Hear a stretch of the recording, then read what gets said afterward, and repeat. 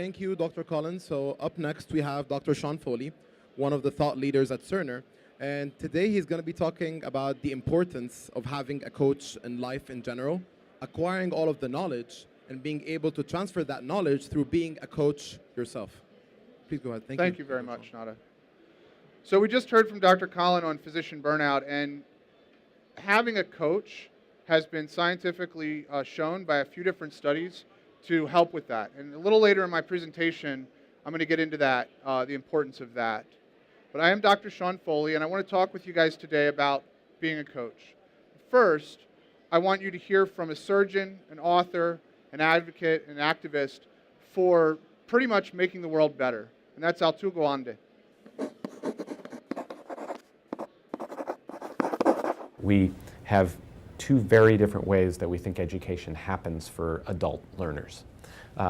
One concept is that you go to school, you learn everything, and then you're released into the world. You are now responsible for the rest of your education.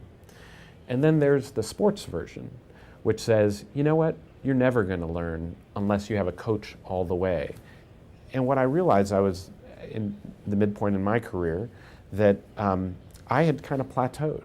And what I wondered was, what would it be to bring a coach into my operating room? And so I brought one of my colleagues into the operating room who would watch me and tell me what I was doing well, what I wasn't doing well. And it was amazing, the things I hadn't recognized I was doing. I wasn't using the lights well. I hadn't set up the field as well as I could have. That there were these little things that he saw from his own experience that helped me understand. The biggest criticism has been that I wasn't really effective at listening. And it actually played through, and I realized in my own patient conversations, I was talking 90% of the time, and it's because I wasn't asking enough questions. And then I carried it over to looking at how I was with my own team, and I was doing 90% of the talking. I'm working on getting it below 50%. I'm there with my patients. I'm hopefully almost there with the team too. So listening, another point that Dr. Collin had made, I think the number one point, one thing that every one of us can do to help each other in the workplace. So it's not how good are you going to be today, it's how good are you going to be in your future that's really going to matter. And I want to just give you some science behind this. So 86%, who can tell me what they think 86% might mean when it comes to coaching? Danielle? People that 86% of the people are looking for a coach. Survey says, not that, unfortunately, wish that was true, likelihood that an individual performance will improve as a result of a coach. It's 86%. And just to put that in context, that's when compared to training alone, just skill development, that's only 22% improvement. So you've got a 60% difference there once you add coaching or you have coaching as a mix. Next one, 529%. Who thinks, what might that be? Anybody? So it's actually the return on investment with coaching. And there's been different studies that have been done to this. Another study showed that $7.90 for every dollar invested could be saved.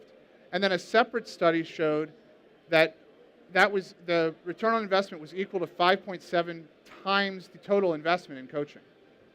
So this can be some powerful stuff. Okay, last one, 7%. Who can tell me what they think 7% might be? The amount of people that have a coach. That's actually probably closer to the real number. I think it's 10% actually. This is the increase in target attainment, especially in a sales force capacity, but I think generally overall they've seen increases in target attainment if you have a coach. And if that coach engages with you twice a week, that can almost double to 13%. So it's powerful. And you might ask, okay, so what does it do, or how does it work? Does it work? When coached, 80% of people improve their self-confidence. They improve their relationships with their peers and with their leaders and with others. They improve communication skills because you're one-on-one conversational competence becomes part of the coaching aspect.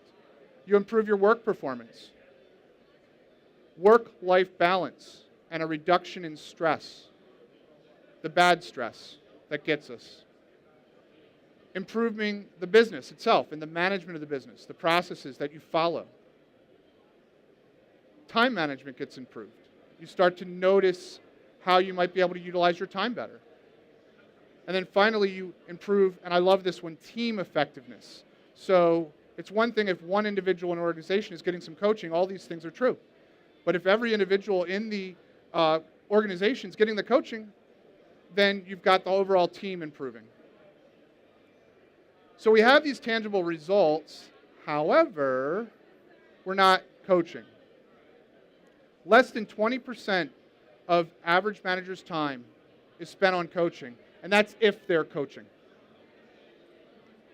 69% of managers do no coaching at all. So why not? Why don't they coach? We know it works.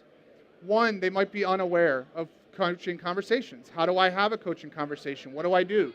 Maybe they've never been coached themselves in a professional environment. They don't know how to do it. They lack time or perceive they lack the time to coach. So they're spending time on other things. They lack soft skills. They lack patience. And they lack the ability and the skills needed to make it happen and make it happen well. And they might not be open to coaching, and therefore they're unaware of the benefits because they just think it's not something that they can actually incorporate.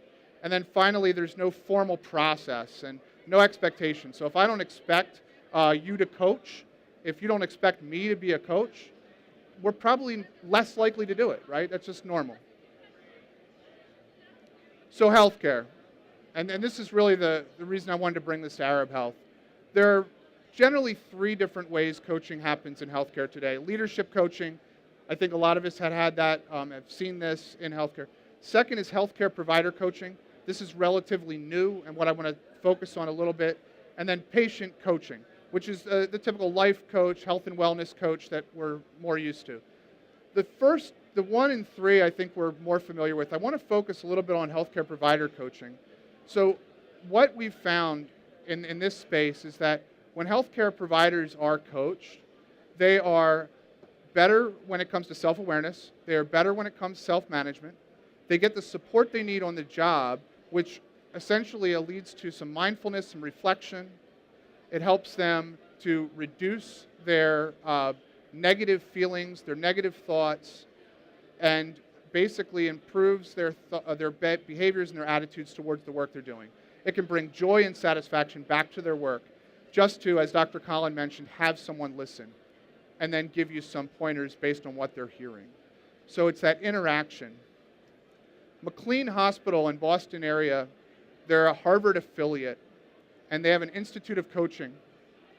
They did a study at 4 health systems, and what they found was that if you just introduced 6 coaching sessions of 3.5 hours each over a period of time, most physicians in that situation improved their well-being, it reduced their burnout, was something variable they tracked, and it decreased, and I think this one's a big one, their intention to leave practice. The intention to say, you know what, I'm going to do something else. So that was pretty powerful, just a study done in 2017. We have a healthcare ecosystem we have to take care of. It's leaders, it's your practice managers or department managers, it's your individual clinicians. And working together is what makes it work.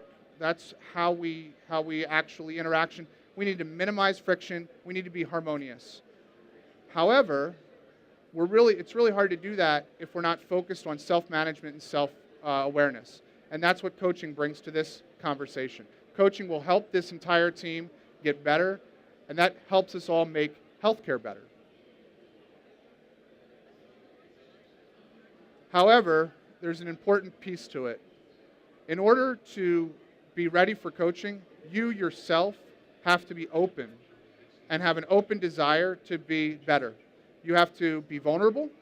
You have to accept that you're not the best in the world and that you can get better with the help of someone else. So if you had a coach, I want to ask you, how often do you meet? What is that person telling you that helps you make the world better? What's one thing you can do today that will help tomorrow be better? What's one gap you can fill in your own health organization that would help make tomorrow and the next day and the next day better? Get a coach, be a coach. Thank you. Thank you so much, Dr. Shawn. Any questions?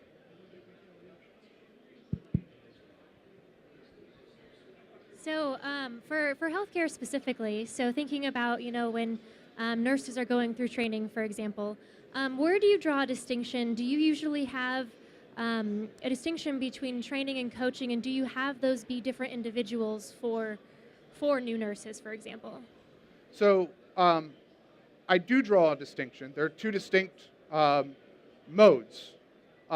They're both equally as important, I think. So there are certain things that are going to be better where you need skills and training. They build upon each other, though. So if let's say sports, let's say football. If I'm playing football, I need to practice skills. I need some training around maybe how I'm dribbling the ball, maybe how I'm passing, maybe how I'm scoring, right?